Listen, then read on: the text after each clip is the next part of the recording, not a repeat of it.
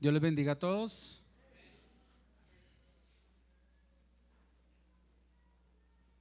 Bueno, ¿cuántos están contentos de estar aquí esta noche?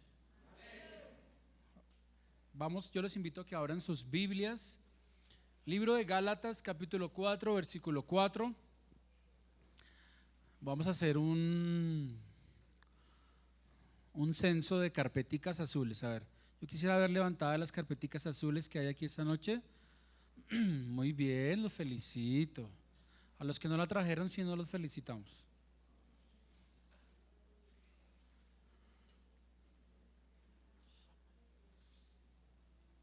Gálatas capítulo 4, versículo 4. ¿Ya todos? Vamos a leerlo todos a una sola voz. ¿Listo? Pero cuando vino el cumplimiento del del tiempo, otra vez desde el principio. Pero cuando vino el cumplimiento del tiempo, Dios envió a su Hijo, nacido de mujer y nacido bajo la ley. Amén. Pueden tomar asiento.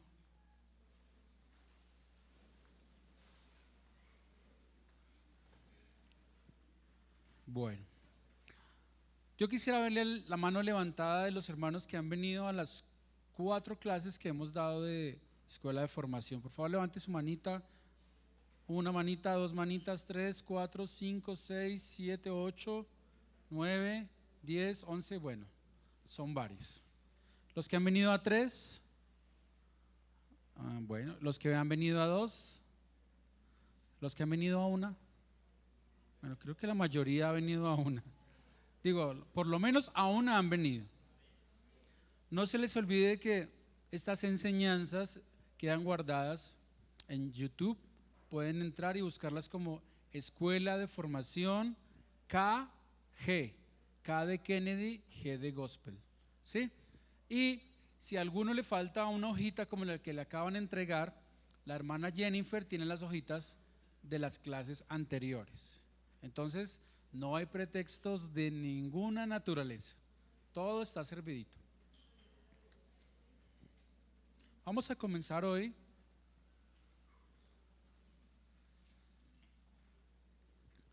La clase de hoy se trata del periodo. Yo quisiera que usted fuera a su Biblia y buscara el último versículo del Antiguo Testamento. ¿En qué libro está? Malaquías, muy bien. Y tomara la hojita en su mano. Y con la otra mano va a buscar el primer versículo del Nuevo Testamento.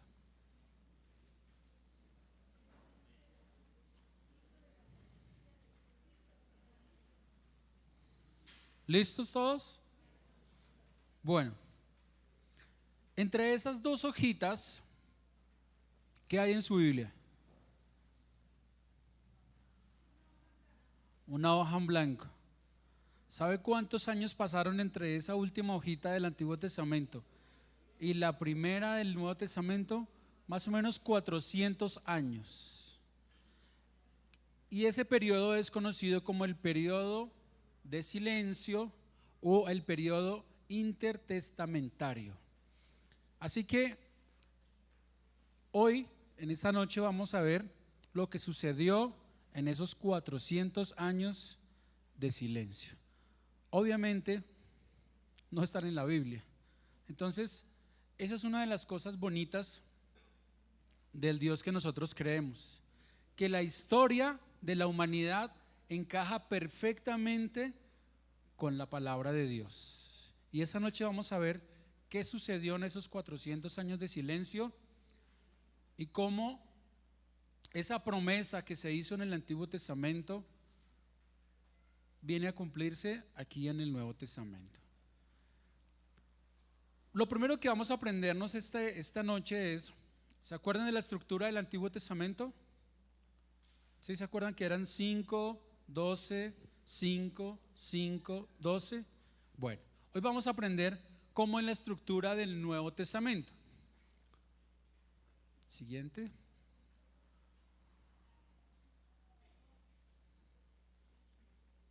Bueno, ¿Se acuerda que les dije que el Antiguo Testamento era como una biblioteca, cierto? Este ya no es una biblioteca, o sea, yo quiero que se imagine una casa, la entrada de una casa. Y en el piso de la casa están los libros históricos. Y los libros históricos son los 4 evangelios y el libro de Hechos. Entonces, este es el piso de la casa. Entonces se va a imaginar, la base son los libros de historia. Y en los libros de historia están los evangelios más el libro de Hechos. Listo, la siguiente. En los 2 postes de la casa tenemos las epístolas. Tenemos epístolas paulinas para las iglesias y epístolas generales. Entonces tenemos los libros de historia en el piso, que son 5, 4 evangelios y el libro de Hechos, y las epístolas generales y las epístolas las iglesias, que son 9 y 9. Y en el techo tenemos las epístolas paulinas pastorales. Entonces, si vamos con números sería 5, 9, 9 y 4, el techito. En el piso tenemos los libros históricos, que son 4 evangelios y Hechos, epístolas generales, epístolas las iglesias, y el techo son las epístolas paulinas pastorales. Bueno, entonces eso es lo primero que tenemos que grabarnos. 5 en el piso, 9, 9 y el techo son 4. Muy bien. Las 5 de abajo son históricos, que son 4 evangelios y Hechos, epístolas paulinas a las iglesias y epístolas paulinas generales. Y el techo son las epístolas paulinas pastorales. Entonces, los libros del piso de la casa son Mateo, Marcos, Lucas, Juan y Hechos. Las epístolas paulinas a las iglesias sería Romanos, Primera y Segunda de Corintios, Gálatas, Efesios, Filipenses, Colosenses, Primera y Segunda de Tesalonicenses. Las epístolas generales son Hebreos, Santiago, Primera y Segunda de Pedro, Primera y Segunda y Tercera de Juan, Judas y Apocalipsis. Y las epístolas paulinas pastorales son Primera y Segunda de Timoteo, Tito y Filemón. Entonces, esa es la estructura del Nuevo Testamento. No se les olvide, son 5, 9, 9, 4. Historia, paulinas, epístolas paulinas generales, epístolas paulinas de las iglesias y epístolas paulinas generales. Pastorales, perdón. Ya en su casa usted puede repasar un poquito más esto y va viendo cómo es la estructura. Recuerde que la estructura del Antiguo Testamento es como una biblioteca y esta es como una entrada de una casa. ¿Ok? Vamos a comenzar ahora sí. La siguiente.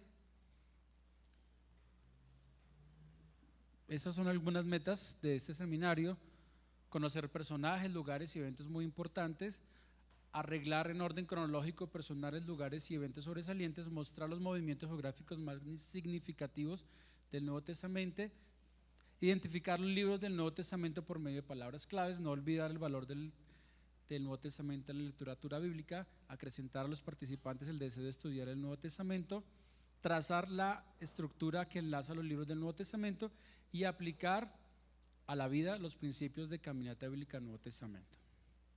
Siguiente, por favor. Pásame todas esas reglas rapidito, por favor. Eso, muy bien. Bueno, eso ya lo conocemos. Y bueno, ya, la siguiente. Muy bien. Ahora sí, entre el Antiguo Testamento y el Nuevo Testamento encontramos un vacío, como un abismo entre los dos. Por eso yo les hice que tomaran la hojita del último versículo del Antiguo Testamento y la primera de Mateo 1. Y en esos años hay un vacío, ¿cierto? La Biblia no habla nada. nos han hablado siempre de los 400 años de silencio. Y en esta noche lo que yo quiero que nosotros aprendamos es que aunque eran 400 años de silencio, no fueron 400 años en los que Dios se quedó quieto sin hacer nada. Al contrario, Él fue preparando todo para cuando fuera el tiempo, así como leímos en Gálatas 4:4. ¿Se acuerda que decía que cuando fue cumplido el tiempo? Y en ese tiempo ocurrieron bastantes cosas. Pero para comenzar a adentrarnos, entonces vamos a empezar a ver lo siguiente. ¿Recuerdan los cautiverios del pueblo de Israel? Los que vinieron en la última clase. Hubo dos cautiverios. El reino del norte se fueron para Siria y el reino del sur, Judá, se fue para Babilonia. Después de que el imperio babilónico toma a la fuerza en el año 586 al reino de Judá y los llevan presos para Babilonia, viene el siguiente imperio que viene sobre la tierra, es el imperio persa.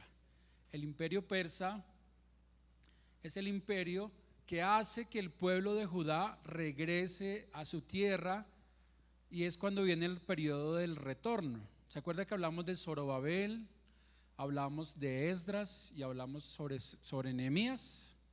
En ese periodo es que ellos vuelven a su casa. Después del imperio persa, el imperio que sigue dominando en la tierra son los griegos. Y el siguiente imperio es el imperio romano. Ahora yo les quiero preguntar a ustedes, ¿a qué se les parece esta imagen? ¿En qué libro habla de esa imagen? Daniel. ¿Se acuerda que el hermano Antonio el año pasado nos enseñaba acerca de esto? Esto no es más que el cumplimiento de la promesa y de las profecías que tuvo Daniel en el tiempo que él estaba en cautiverio. La estatua de oro, la cabeza de oro, el pecho de plata, bronce, hierro y hierro más barro. Así que en este orden iban esclavizando al pueblo de Israel, a los judíos. Primero fueron los asirios, que fueron los que dispersaron al reino del norte. Luego quedó el reino del sur, y el primer imperio que esclavizó el imperio a los judíos fueron los babilónicos. Luego vino el imperio persa, luego vino el imperio griego y luego vino los romanos. En ese orden de la historia usted puede salir de aquí, ir a buscar un libro de historia y se va a dar cuenta que la historia coincide perfectamente con lo que ya se había prometido que iba a suceder. La siguiente, por favor. Entonces, estas fueron las potencias que estuvieron o fueron los dueños de Israel en algunos periodos de tiempo. Israel siempre tuvo un imperio encima de ellos que los estaba esclavizando. Siempre, en todas las épocas, tuvo imperios que los tenían encima de ellos. Y todos era porque Dios se los permitía. Como ellos no hacían caso, entonces Dios les mandaba a alguien para que los oprimiera y volvieran a los caminos de Dios. Eso era lo que decían los profetas, ¿se acuerdan? Y dijimos, los profetas dicen, o se vuelven a mí o los sacamos de acá. Entonces el primer imperio fue en el año 883 antes de Cristo hasta el 612. Las personas más importantes en este imperio fue Sargón II, que fue el que destruyó Samaria e Israel. Sennacherib fue vencido por un ángel. Babilonia, el imperio babilónico tuvo desde el 612 hasta el 539, hizo 3 intentos de arrasar con el pueblo de Judá, que era la nación que quedaba abajo. Al fin, en el año 586 a.C., el rey Nabucodonosor entró a la ciudad y destruyó todo lo que había, y fue la primera destrucción del templo. En esas épocas, normalmente cuando llegaban a una tierra, lo primero que hacían era acabar con los dioses. y los templos se destruían ladrillo a ladrillo hasta que no quedaba absolutamente nada de lo que habían tenido ellos allá. Otra persona importante en el reino babilónico es Belsasar, que fue derrotado por los medos. Los medos también eran llamados persas. Usted va a encontrar la historia de los medo-persas en los libros de historia, siempre los va a encontrar como medos o como persas o como medo-persas. Entonces, el imperio persa, que fue que siguió al babilónico, duró desde el año 539 hasta el 331. Los persas se portaron bien con el pueblo del Señor, con los judíos. Ellos no los oprimieron y les permitieron regresar a su tierra. Y durante este imperio persa había un gobernador allá en Jerusalén y ellos siguieron con su vida normal como venían. Hombres importantes: Ciro, que fue el que le permitió a Zorobabel volver a comenzar la reconstrucción del templo. Artajerjes fue el que le permitió a Nehemías regresar a edificar los muros. No olvide que en el libro de Nehemías habla acerca de cómo Nehemías tuvo un plan completico para comenzar la reconstrucción del templo. Él ideó cómo iba a ser paso a paso y fue hasta donde el rey y le dijo qué iba a hacer, y el rey le dio cartas para que fuera consiguiendo los materiales hasta que llegó otra vez a Jerusalén y llegó con todos los materiales para reconstruir el templo. El siguiente imperio que vino después del imperio persa fue el imperio griego. Y el imperio griego más o menos empezó en el año 331 hasta el 167. Y vienen personajes tan importantes de la historia como Alejandro Magno. Después de la muerte de Alejandro Magno, vinieron hombres como Antíoco Epifanes, que se dividieron la tierra que había conquistado Alejandro Magno.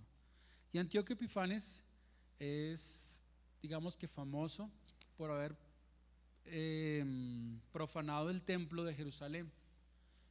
Él fue hasta el templo, hacían sus fiestas que hacían normalmente allá en el templo y mataron a un cerdo y se lo comieron ahí.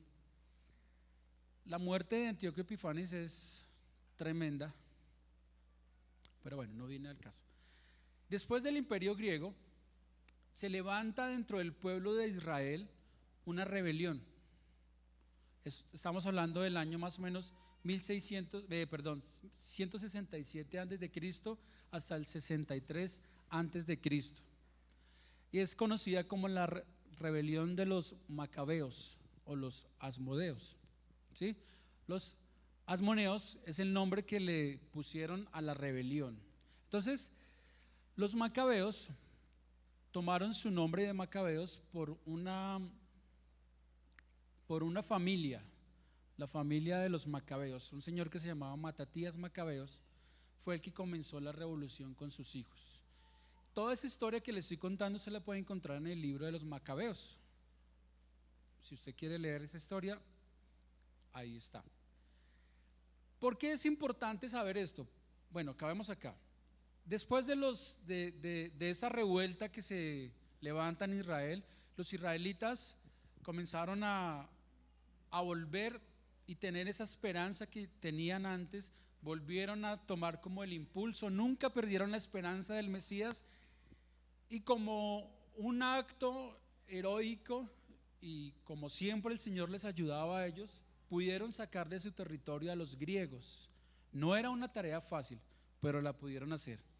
Luego de que en el año 63 pudieron sacar a los griegos de ese territorio, vino el imperio romano sobre ellos y los conquistó, y en el año 70 después de Cristo es cuando se destruye el templo de Israel por segunda vez, que no lo han vuelto a reconstruir hasta la fecha. Con el emperador César Augusto se registra el nacimiento de Cristo, y con César Tiberio la crucifixión de Cristo. Entonces,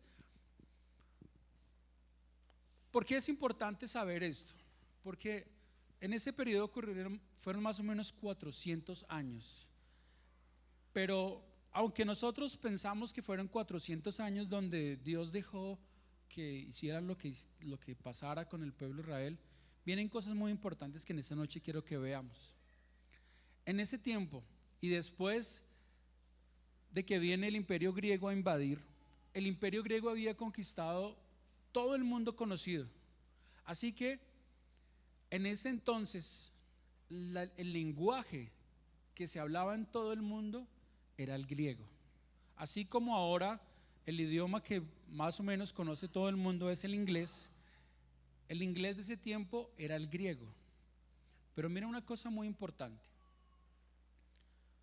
Si no hubiera el imperio griego hubiera conquistado lo que conquistó y no le hubiera enseñado lo que le enseñó a todos los pueblos que conquistaba, hubiera sido muy difícil que en el tiempo de los apóstoles hubieran ido a predicar y la gente les hubiera entendido.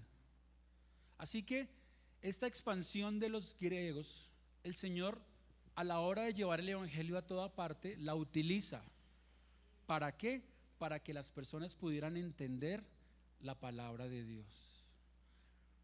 Dios no hace nada por casualidad. Los israelitas nunca perdieron la esperanza del Mesías y siempre tuvieron y mantuvieron esa llamita encendida de que les habían prometido un Salvador, y eso permitió que no se dejaran contaminar, que no se dejaran exterminar como nación. ¿Y los romanos qué aporte hacen? ¿Usted ha escuchado la expresión de todos los caminos conducen a Roma? Los romanos, por donde iban invadiendo, iban construyendo carreteras, y esas carreteras ellos las utilizaban para llegar a toda parte donde habían conquistado. Así que un ejército se demoraba muy poco realmente en desplazarse de un sitio a otro, y así ellos podían tener controlado a todos sus enemigos muy rápido. En ese tiempo pues no habían carreteras, así que tenían que pasar por los caminos que habían, pero ellos se iban conquistando y detrás de ellos venían los ingenieros de esa época armando las carreteras. Pero esas carreteras fueron los mismos caminos que utilizaron los apóstoles para llevar el evangelio a todas las naciones conocidas de esa época. Así que en esos 400 años de silencio, el Señor fue preparando todo para el día, como leímos en Gálatas 4:4. Yo quiero que usted lo vuelva a leer, por favor. Dice: pero cuando vino el cumplimiento del tiempo, Dios envió a su Hijo, nacido de mujer, bajo la ley. Así que ese tiempo que se está refiriendo ahí este versículo fue el tiempo que Dios, con paciencia, fue haciendo que estas naciones trabajaran para cuando Él estuviera aquí, el propósito de ir a todas las naciones fuera cumplido. Así que ese tiempo, así que devuélvelo por favor. Así que ese tiempo no fue, aunque fueron 400 años de silencio, fueron 400 años en que el Señor estaba trabajando. Y eso para mí es algo muy hermoso, porque a veces nosotros cuando le pedimos algo al Señor, Él se queda en silencio, pero no es porque se haya olvidado de algo que usted le haya pedido, sino porque Él está trabajando en eso. Amén. La siguiente. Entonces, no, perdón, o sí esa, cualquiera de las dos. Entonces, la contribución de los griegos es el idioma. El idioma fue lo que los griegos contribuyeron para la expansión del evangelio. La contribución de Israel, su esperanza en el Mesías. Y la contribución de Roma fueron las carreteras, las vías que donde iban ellos a todos lados. Si hacemos un paralelo con el siglo XXI, tenemos el satélite, el teléfono, el internet, el WhatsApp, bueno, todo lo que hay ahora para seguir expandiendo el evangelio. Hay sectas como Nueva Era, bueno, cuánta religión se inventan ahora. Y los romanos tenían su red de carretera, pero nosotros ahora tenemos aviones, trenes, carros, barcos, ¿cierto? Tenemos lo que necesitemos para ir a donde necesitemos. Tenemos la facilidad que no tenían en esa época para hablarle a las personas de Dios. Podemos hablarle a una persona que esté al otro lado del mundo. Sin embargo, a veces nosotros como que nos encerramos y nos quedamos como que no, yo no puedo, yo no puedo, yo no puedo. Sin embargo, en esos 400 años del silencio fue que Dios comenzó a hacer que todas las cosas se fueran alineando para la venida de Él. Amén. La siguiente. Otra cosa que tenemos que entender en esta noche, y le pido el favor que pasemos a la otra presentación, es cómo en el tiempo de Jesús habían algunas corrientes religiosas y algunos partidos políticos que en la Biblia aparecen y nosotros los leemos y como que no entendemos cuál es la diferencia entre un saduceo, un escriba, un fariseo, y es lo que en esta noche quiero que veamos, así sea un poquitico. Bueno, la siguiente. No se les olvide, entonces, ¿cuál fue la contribución de los griegos? El idioma. Y de los romanos, las carreteras, las vías. Muy bien. Vamos a ver así rapiditico tres grupos religiosos. Primero vamos a ver los fariseos. ¿Quiénes eran los fariseos? Bueno, los fariseos significan separados. Ese era el grupo religioso más sobresaliente en la época de Jesús. Creían y practicaban la ley escrita. Pero, aparte de las leyes que estaban en la palabra de Dios, le agregaron otros 613 mandamientos, que ya eran más doctrinas humanas y preceptos que ya habían hecho ellos para como que ser más santos todavía de lo que la palabra decía. Le dan más importancia en el mal. Tenían una religiosidad exterior rígida, no tenían pureza en el corazón, creían en la resurrección. Así que ese era un grupo religioso. El otro grupo religioso eran los saduceos, y se creen que eran descendencia legítima de Sadoc. Por ello, este grupo, eran los encargados de manejar todo el templo. Eran los que se encargaban de toda la parte religiosa del templo. Y se creía que ellos eran los que manejaban el sumo sacerdote. Ellos negaban la resurrección y no creían en las cosas sobrenaturales. Eso era una de sus características más importantes. El tercer grupo religioso son los esenios. Los esenios eran era una secta que se apartaban de la vida normal y se iban a vivir a cuevas. Por eso, en el año del 1948, 52, no me acuerdo exactamente, me perdonan la fecha, se hallaron en unas cuevas de un sitio geográfico que se llama Qumran unos pergaminos que estaban escritas las Sagradas Escrituras. Entre otros se encontraron libros como el de Isaías, ¿sí?, que estaban metidos en unas vasijas de barro que estaban escondidos. Esos pergaminos que se encontraron en esas cuevas fueron escritos por los esenios. Aquí está, aquí el mapita, ese es el Mar Muerto, y en la parte de arriba son las cuevas de Qumran, que son estas mismas que están acá. Se creía que era como una comunidad que se aislaban y se quedaban aislados de todo para dedicarse al estudio de la palabra, ¿sí? Buscaban la pureza y comunión con Dios su nombre significa santos. La siguiente.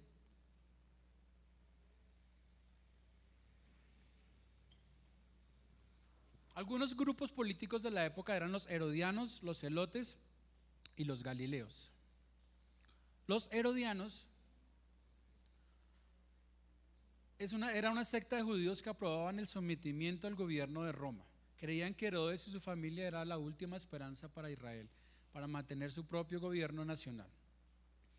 Herodes era un rey que había en ese tiempo allá con los judíos, y los herodianos eran los que trabajaban con él.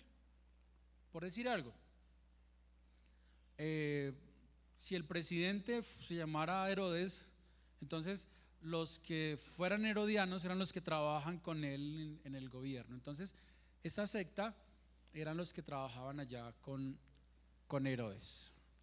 Y también, aunque no eran puramente herodianos, también estaban los publicanos, que eran los que se encargaban de recoger la platica. Ellos también trabajaban con el gobierno. Otro grupo político eran los celotes, y estos eran el polo opuesto de los herodianos y los publicanos. Ellos eran como la guerrilla, como la izquierda de esa época. Era una secta judía muy nacionalista, combinaba las prácticas religiosas de los fariseos con el odio a cualquier gobierno no judío. Creían que la voluntad de Dios era emprender acciones militares contra Roma. El ala extremista de los celotes fue conocido después como asesinos. Ellos eran los que se encargaban de hacer era como el ala militar de los celotes. Y los galileos, era una secta que tenía el control extranjero sobre Israel, iba en contra de las escrituras, por lo tanto rechazaba reconocer a dichos gobernantes. Parecidos políticamente a los celotes, acabaron finalmente absorbidos por ellos. Así que se parecían mucho los galileos y los celotes. Esta pequeña introducción, ¿por qué es importante que nosotros la conozcamos? Porque a partir de la próxima clase vamos a comenzar a ver el Evangelio de Lucas, es donde nos vamos a basar para las clases que vienen, y vamos a encontrar que el Señor se iba encontrando con algunos personajes, ¿sí? Y es importante saber qué creían ellos y por qué le preguntaban lo que le preguntaban a Jesús. Así que la próxima vez que nos veamos vamos a comenzar a ver y vamos a comenzar a estudiar el libro de Lucas, que es donde nos vamos a basar para ver toda la vida de Jesús. Luego de que veamos la vida de Jesús, vamos a ver el libro de Hechos y ya se nos acaba el tiempo. Por eso es tan importante que usted haga la tareita que está ahí en su hoja. Si se le olvida algo, puede entrar a internet y puede volver a verlo. Yo sé que muchos los han visto porque las enseñanzas tienen varias reproducciones, entonces los felicito. Yo les voy a invitar a que estén en sus pies en esta noche.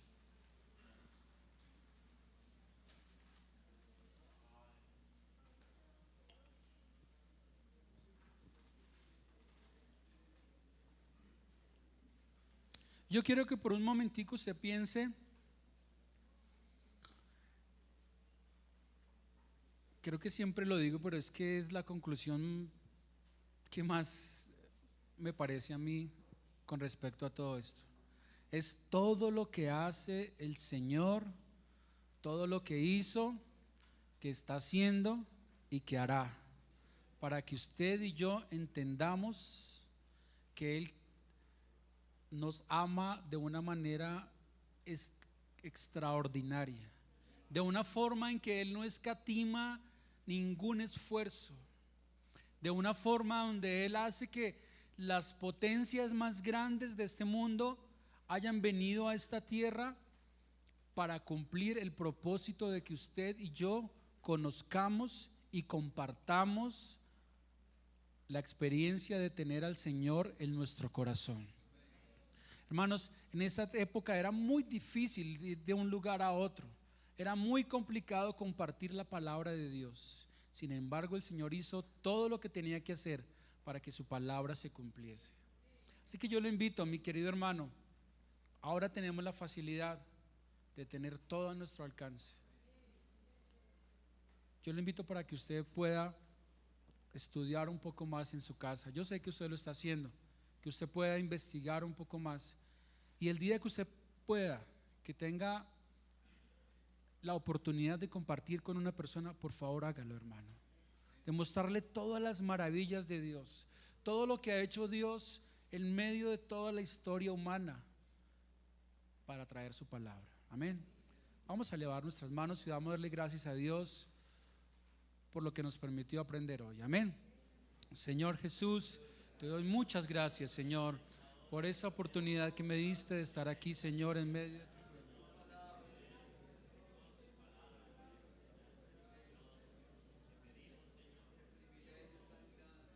Oh Señor, muchas gracias te damos, mi Jesucristo. Oh mi Dios, también te pido en esta hora, mi Señor, que tú seas llevando a cada hermano hasta su casa, Señor. Guarda su camino, Señor. Oh Dios, gracias, gracias, Señor, por todo lo que tú haces y por todo lo que estás haciendo por nosotros, Señor. En tu nombre poderoso, Jesús. Gracias, Señor Jesús. No olviden la vigilia que hay el viernes.